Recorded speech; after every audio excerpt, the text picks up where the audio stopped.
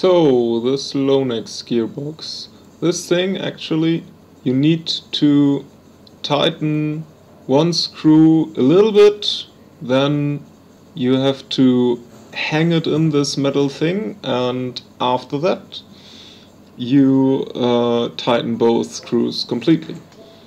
On the screws are these little tiny things, whatever, don't lose them. The gearbox itself is, yeah, on the first glance pretty standard. You can get the anti-reversal and lose it a little bit, no tension, and this is great. The spring guide actually has a hole completely through it, so we can just stuff it in from behind. Nice. And all the way in, and yeah, we can hold the spring down, which is very cool, so it's a lot easier. The spring guide is a little bit special because it's round. Wait, is it? There are Lonex spring guides that are completely round. All the parts seem to fit pretty tight. This is probably because the thing is not been opened in a year or two. I'm gonna zoom in a little bit for a closer look on the gearbox. Alright, we got these pneumatic parts here. The nozzle moves quite freely. This cylinder head sits quite tight, that's good. The air seal is actually... okay, this is cool. So the angle of engagement is corrected with this. The air seal is pretty good actually. First glance I thought it wouldn't, but yeah, it's pretty good. The piston is a half teeth piston. The gears are normal gears. I'm not quite sure why this is.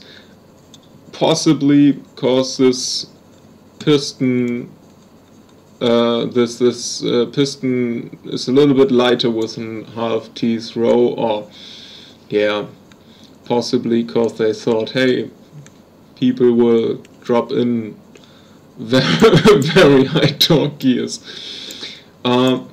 Yeah, the angle of engagement was corrected from factory on, and as you can see, it's close to perfect. This is close to perfect. Very, very good. Yeah, the gears look good. The darker parts look hardened. This is cool. Yeah, the air seal is really good. Let's take a look for the nozzle. As you may see, there is an O-ring in it, so it's an air seal nozzle, which is cool. You don't always need aluminium stuff. If there is an O-ring in there, this is most likely fine. And the air seal is very good, also with the nozzle on it. These gears are shimmed quite well. Actually, for a stock gun, this is quite good. The sound is quite good. I like that. The gearbox casing is quite good. Everything fits quite fine, but there is no MOSFET, which is bad if you go for semi-auto and a lot of voltage. So 11.1 semi-auto. I got a fix for that. We just dropped in this beautiful Perron hybrid version 2, and that's it. We added a motor too. The motor is quite shitty, but it works like a charm.